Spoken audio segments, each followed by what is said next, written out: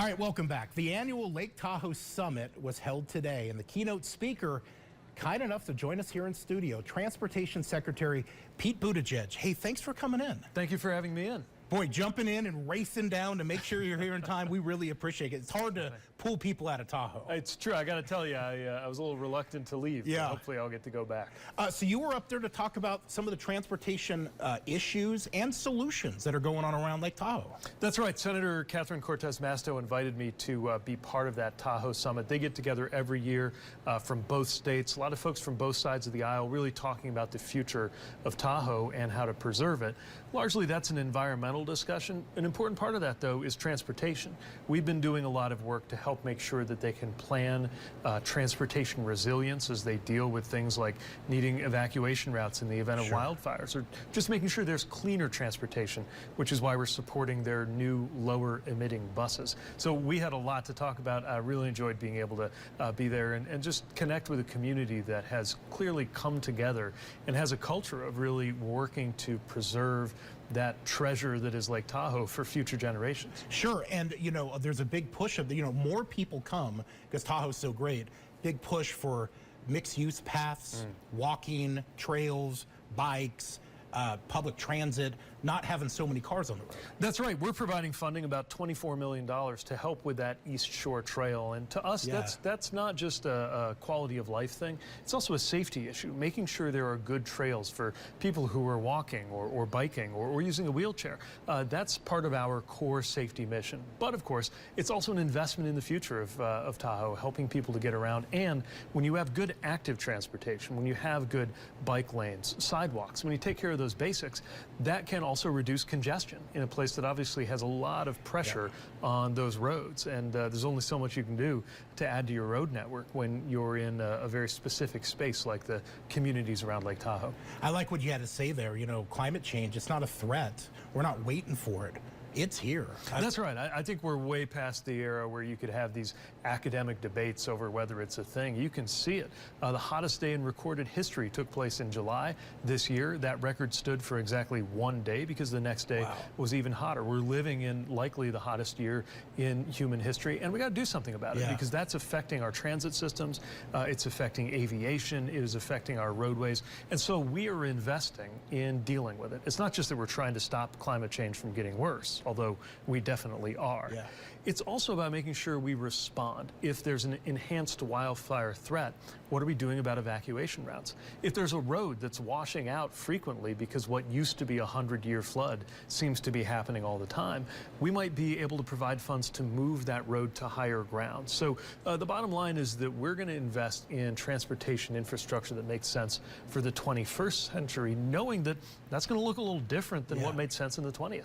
And there's jobs there. There's in improving things and doing new technologies. It does open up new pathways for employment. Oh, absolutely. I'm from northern Indiana, very industrial area with a proud tradition in the automotive sector. And I was just back in Indiana seeing an extraordinary facility being built, creating thousands of jobs for EV batteries. And I don't have to tell anybody in northern Nevada about that. That clean energy economy and EV economy has been huge for northern Nevada. So, we got to walk away from this old idea that you could either do the right thing for jobs or you could do the right thing for climate. The reality is climate is a threat to our economy, but also dealing with climate and confronting climate change can benefit our economy because we're creating those new jobs.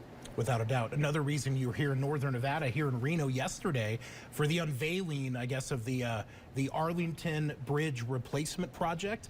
These two bridges being replaced, roughly 100 years old, long time for them to get some rehabilitation because they're just not safe. That's right. A lot of bridges around the country are at the end of their useful life. They were never meant to last this long, but there hadn't always been the funding to replace them. So we've contributed $7 million toward this project. We celebrated the start of work yesterday. More of the construction will take place next year. And I got a really good sense visiting downtown there of how important those bridges are, how important that island is in that Riverwalk district, what value that brings to quality of life and to the economy. But we got to make sure that the bridge is in good working order. We can also improve the sidewalk and bike lane infrastructure, so it's just better, because it was, frankly, built according to safety standards that we would handle a little bit differently now than we would have 100 years ago. So one more example of how we're using that funding from the Biden-Harris infrastructure package to make improvements that folks are going to feel every day. Yeah. And whether you're in and around Tahoe, whether you're in downtown Reno benefiting from that bridge, or some of the projects I saw south in Las Vegas earlier this week, all of those are adding up to a better quality of life, job creation, and improved safety. Another thing you've kind of tackled, and this affects everybody, is you're a passenger on an airline. There's a delay, there's a cancellation. Consumers are entitled to some compensation. That's right. From the time we got here, we set about expanding the rights of airline passengers, and now we've expanded passenger rights more than I think any time in the history of our department. You can go to flightrights.gov to learn more about this, because we've gotten very specific requirements and commitments in place with the airlines. Things like how they have to take care of your food or hotel if you get stuck and it's their fault. New requirements around refunds, including automatic refund requirements. And a lot of passengers still don't know this. If your flight gets canceled or gets delayed so badly you don't even take it, you are entitled to an automatic refund. You don't have to ask for it. You don't have to fight for it. And if your airline's giving you trouble, let us know, because we've also undertaken record enforcement actions against airlines that have not been taking good enough care of passengers. And we're going to keep pushing. We're working right now on a provision to make sure that you don't have to pay extra to sit next to your kids on a flight. Something that's cool. I always cared about this, but I feel much more strongly about it now yeah. that Chasten and I fly with toddlers from time to time. You should never have to pay extra just to sit next to your own kids. Yeah, and other people on the plane want you to have your kids next to you too. Yeah, it puts, even if you're traveling solo, you could be put in an awkward position because there's some parent negotiating with a flight attendant. Let's just take care of that on the front end, not allow that situation to happen in the first place. And that's what we're requiring the airlines to do. 3 or 4 of them have already answered my call. You can go to flightrights.gov to find out which ones. But it really should be all of the airlines, and that's what we're working toward with our new rule. We're running out of time, but I just want to ask you, when you took this job as a Secretary of Transportation, I know you saw it as like a big endeavor.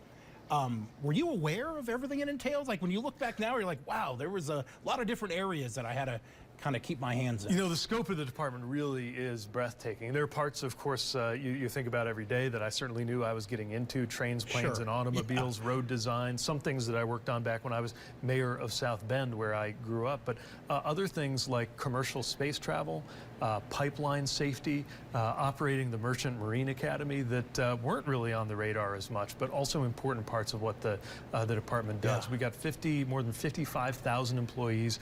Our budget is the size of many countries' economies, but that's because there's so much that we need to support, whether it's our aviation system and air traffic control, our maritime system and making sure we support ports around this country, bridges and highways, or any of the other things that our department is doing. So I think I've got the best job in the federal government. And when President Biden asked me to take this on, he said we were going to do big things in transportation.